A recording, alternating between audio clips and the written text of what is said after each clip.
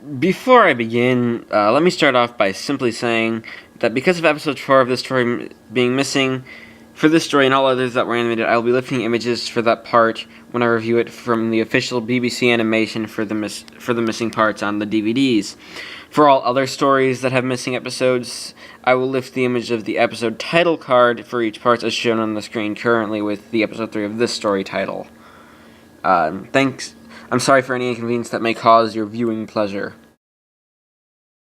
Hello and welcome back to Doctor Who Change, where we review the Doctor Who episodes that changed the show in some significant way, and today we've come to another end.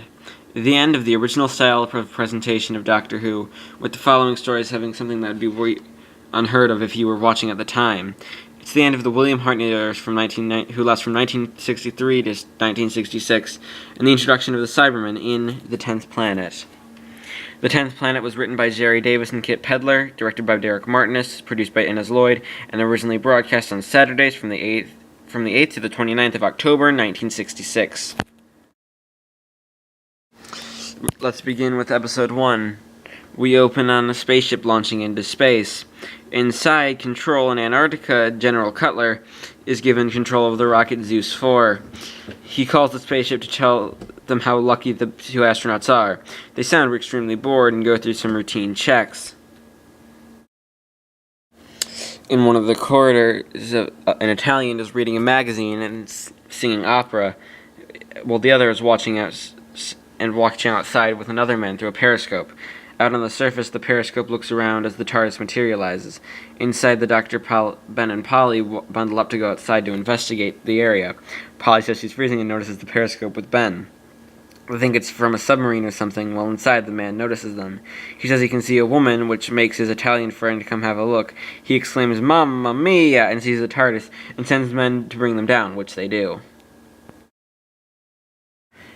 They're ushered in and are asked what they're doing here. One of them, an American, explains that they're at the South Pole and sends Tito, the Italian, to get Cutler to get down there. Cutler walks in and asks who these people are and inspects them and asks Ben why is Ben gone from his ship, because he's a naval officer, he explained. He refuses to believe any explanation that's given and hates the Doctor's hair for some strange reason. They're taken to observation, which Polly compares to an American place. The American says that the staff is cut down to minimum and most of it's automatically done. She and Ben think they can get home from here, but are pointed to a calendar reading December 1986. They're about 20 years in their future. Suddenly, there's an error with the rocket with height readings. One of the men, Dyson, tries checking, and they agree that something's wrong, so they use Mars to establish their position. The astronauts look out and find some more readings are off, and if they don't get back on track, they will go into a sunrise. The astronauts see another planet outside and react very boredly. They signal so they're over San Francisco and notice a power loss in their ship. The Doctor demands to be taken to Cutler because he can help. He tells them he knows what they will see and isn't believed. On the monitor they see the new planet, but they still don't believe it. They decide to bring down the Zeus 4 before more things go wrong. Coordinates are sent up to the rocket and the crew tries to make corrections but fail. They start to tumble, so they make so much so that their systems black out. The control's trying to get it down with the descent path, because if they don't get down, they'll either crash or go into the sun. The astronauts check their controls but find nearly everything they need to get back has swung around and signaled for corrections, so everything's going pretty wrong. The gravity from the planet is affecting their controls above all this. At control, they go to the Doctor to see what the planet is. He points that it is the Earth, but with all of the landmasses flipped down. So Dr. Barclay and Cutler open a paper that the Doctor gave them before they found the planet. The Doctor explains that this was a twin planet of Earth, and Cutler and Barclay storm out, and the Doctor tells Ben and Polly that they will have visitors coming from the planet. Cutler's superiors are informed of the new planet and demand to get an exact fix on this phenomenon. Cutler also tells him of the intruders and is told to relay back any new information. Cutler goes to interrogate the Doctor, who claims that they had nothing to do with this new planet, and they are officially in custody. Cutler sends the American and Tito to break into the TARDIS, while outside a craft lands on the ice. The two get out and find that they need welding equipment, so Tito goes back inside to get it. Three figures emerge from the craft and go towards the American and attack and kill him. Tito goes with someone else with with the equipment, he sees what happened, and when he tries to get the American to talk, it turns out that one of the figures has taken the American's clothing. This leads into episode 2. Back inside, the Doctor tells Cutler that they will get visitors from the other planet, which he doesn't believe, of course. He signals to the Zeus 4 and says they will get them down eventually. He then tells Barclay that they need to hurry up with this rescue mission. Outside, the three figures, being revealed to be slightly like cyborgs, walk towards the base in crewman's gear, leaving them for dead. Cutler's superiors tune into the news, which explains what we already know, that there's a new planet in the sky. They also give insight on what the rest of the world will be thinking, some still being skeptical about its resemblance to Earth, although it's pretty obvious. The basic signals are being tampered with as well, because the Geneva can't connect with them. At the base, they begin the operation to get the astronauts down. The Doctor says Zeus 4 wouldn't last another orbit, so Cutler tries to get the Doctor back to the observation room, wherein the figures reveal themselves. They kill one of the men. Cutler pleads that they must return, which the figures say that the astronauts will not return and they will die. Polly asks, don't they care? And it replies, care? I do not understand you. There are people dying all over the world, and yet you do not care about them. They explain that the planet in the sky is their planet Mondas, and they're called Cybermen, voiced ironically by Dalek voice legends Peter Hawkins and Roy Skelton. The Cyberman leader explains that Mondas drifted away from the Earth, and people there started to become sick after time, so they converted themselves to cyborgs, stripping away their emotions and bringing up a major theme of this story, of what makes humanity what we are. Our minds are our souls. Rolling with that theme, the Cybermen show their argument as that they are human beings because their minds are the same. Yet is mental capacity alone what really makes us human? To this point, we've seen that the Cybermen don't care about humans if they rebel or get in the way of their goals, needlessly killing the three outside and the soldier who ran because he was scared of the monsters that came inside their base. They also gave us the true questions of if we don't care for those we cannot see suffer, why do it at all? This scene should really be seen to believe, and you can probably find it on the internet, so definitely look it up. I'll go more into detail about this a little bit later, but for now let's continue with the story. Cutler's superiors assess the situation and get a signal from the base. The Cybermen make Cutler cancel the Mayday when he doesn't, two of them make him pass out. Barclay another scientist refuses to reply, but Dyson shows the Cybermen exactly what they want to know. So Barclay breaks down and has to end up calling. He says that it was just a false alarm and that the reactor is causing some static, hence the bad connection. The Cybermen still refuse to let them try to get the astronauts back because the spaceship will crash and burn no matter what happens. But Barclay is allowed to call Zeus 4 anyway, and Ben tries to get them to go back to the TARDIS. He gets a gun and is pushed toward the Cybermen, which demonstrates its strength by bending the gun in half. They take him away and say it's useless to resist, and that they must be obeyed. And the way the lines are delivered are extremely creepy, with the "You will become like us" and something like that.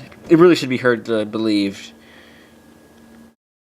Has been taken to the projection room while Barclay tries his hardest to get the astronauts back down from space. They get ready to descend, which they end up the result being burning all the fuel that they have and losing all sorts of communications.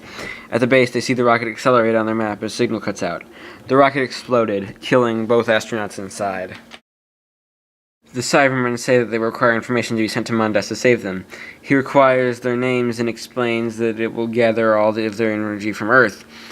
They freak out and ask how they're going to be saved. The Cybermen say that they will come with them, while asking their names and age, making it slightly creepy yet hilarious that the Cybermen just pause in their bouts of exposition to ask for these simple things. With Ben, Ben tries to find a way to get out. He realizes that if he turns on the projector while facing the door, it'll probably blind the Cyberman if he keeps the lights off.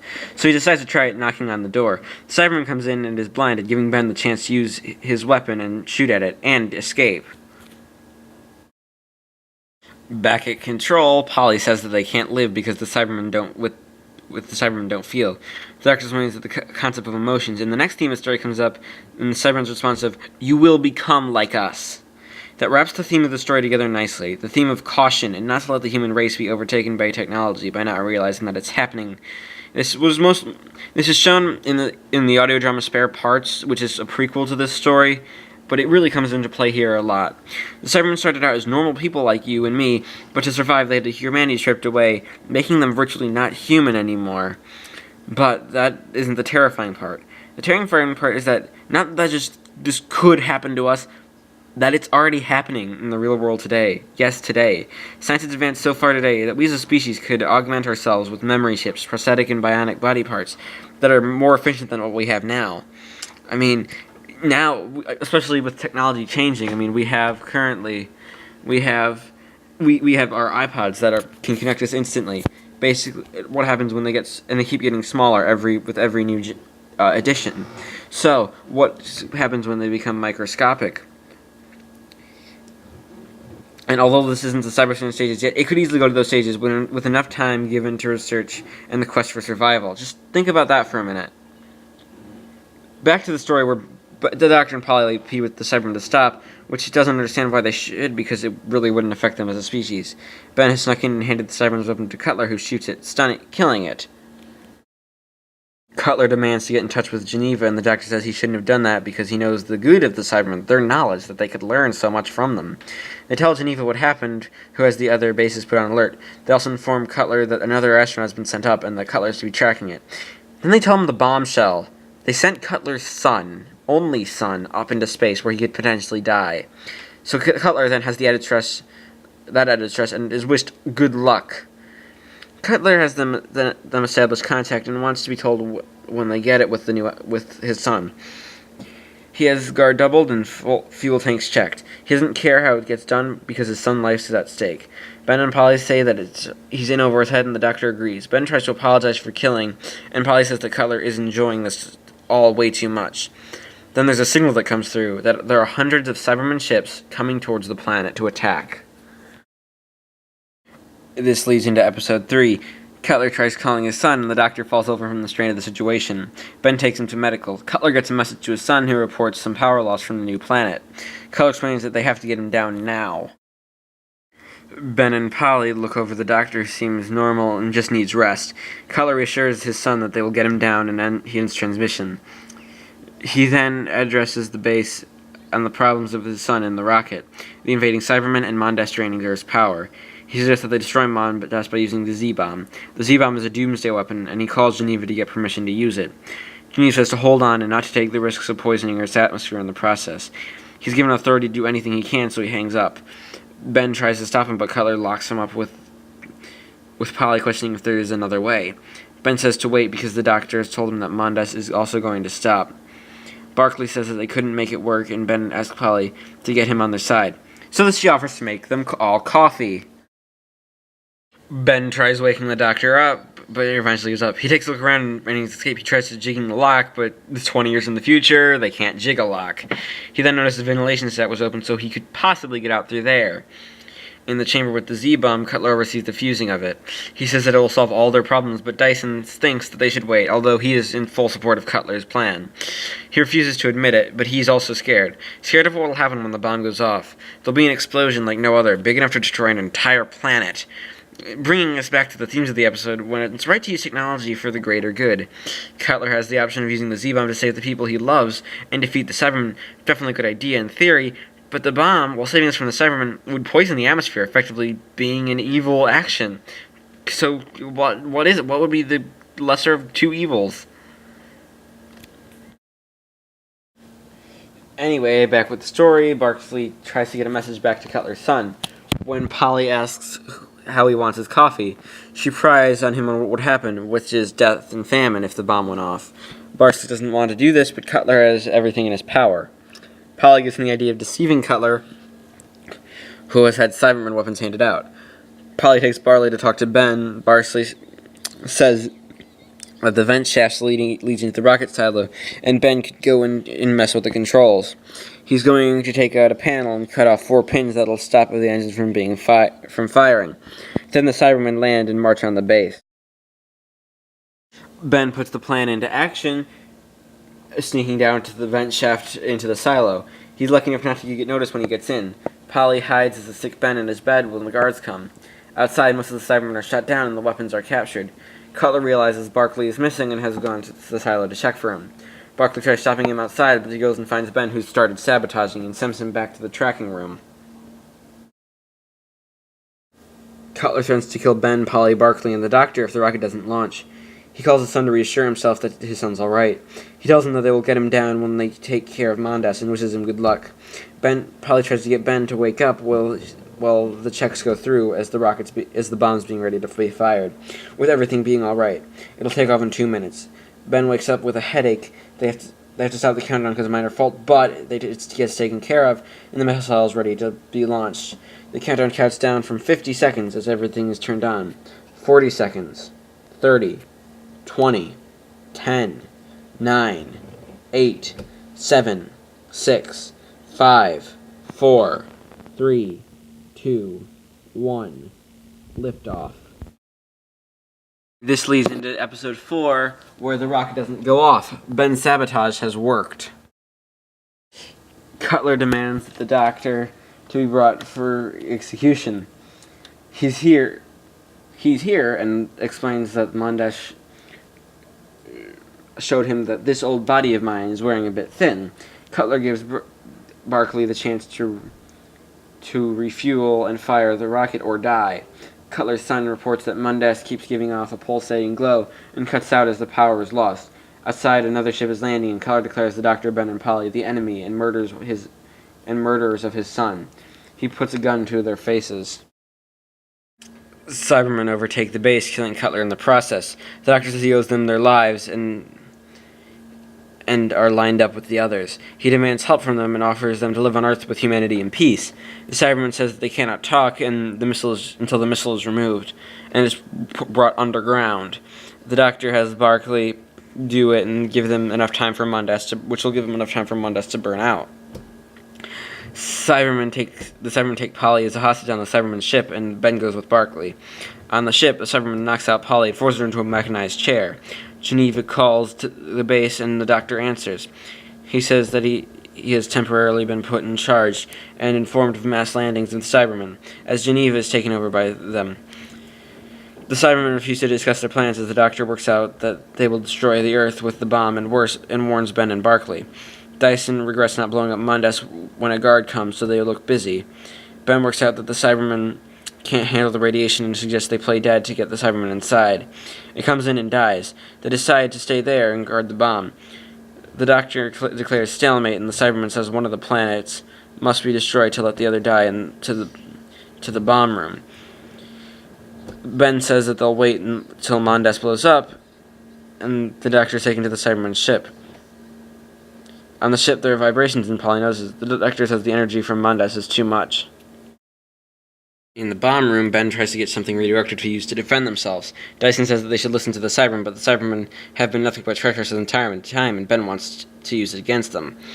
They take the rods from the reactor core as the time they have is up, and they're given an hour to save themselves before the power goes out and the Cybermen will have total control.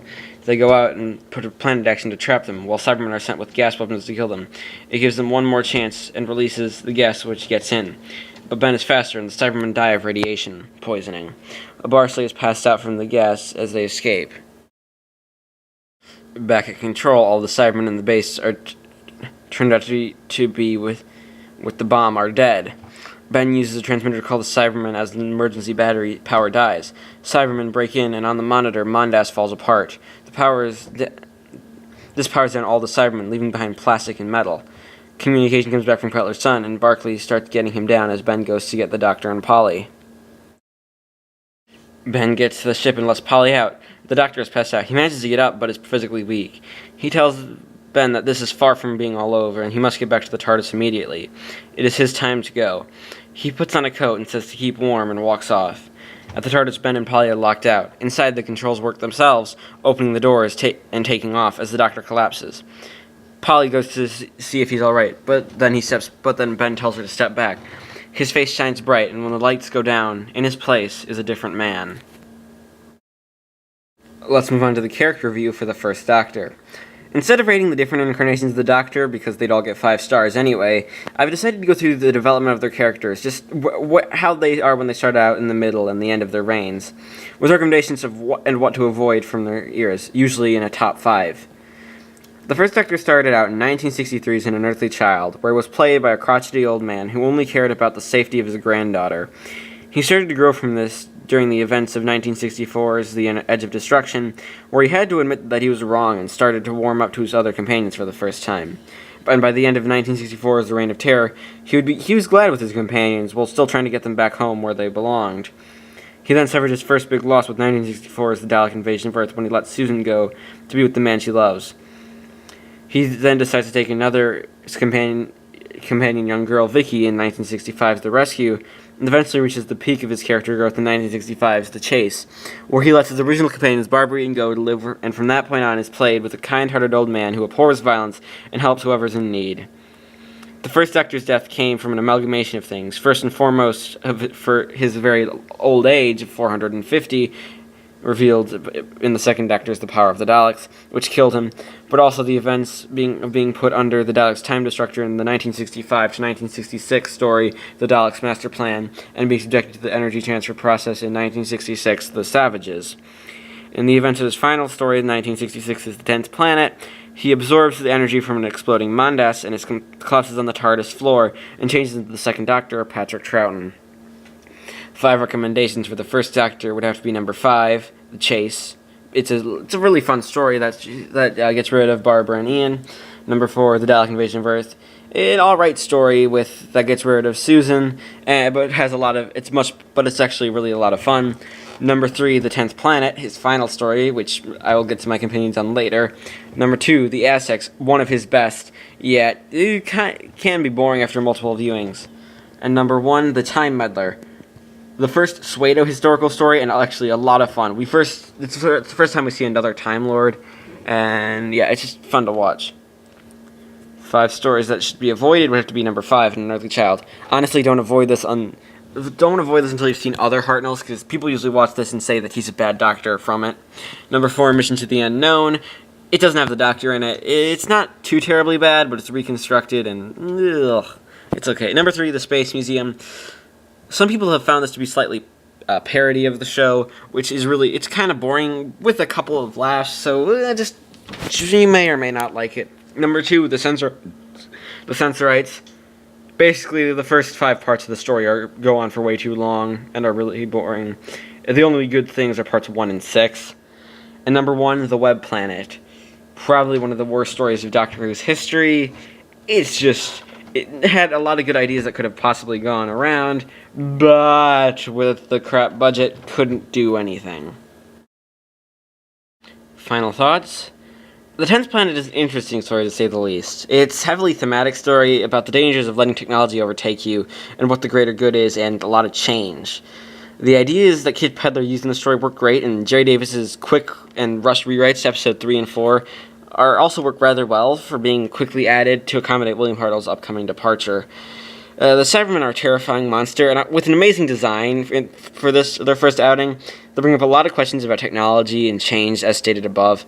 I honestly love how human the Cybermen look with the cloth masks on their human hands. Sadly, the design wouldn't be used again in the series until Big Finish used it for the 5th Doctor audio drama Spare Parts. Speaking of spare parts, I recommend listening to that story before seeing this one, because it'll really enhance the enjoyment of this story, and make you feel really bad for the Cybermen. Don't want to give too much away, though. The supporting cast mostly give great performance. Cutler is great, a great human villain who really is a good person who does bad things to save the one he loves. Barclay and Dyson are a great foil for each other as 2 sides of a conscience who both want the same goal with 2 different means. Barclay not wanting to use the bomb and Dyson being all for it, though he does question a couple of things. The only performances that I really don't like are the 2 astronauts in episode 1 and 2. They sound really bored during the performance and give really no emotion. Props must also be given to William Hartnell as the Doctor, whose illness made it extremely difficult to perform during the production of this story.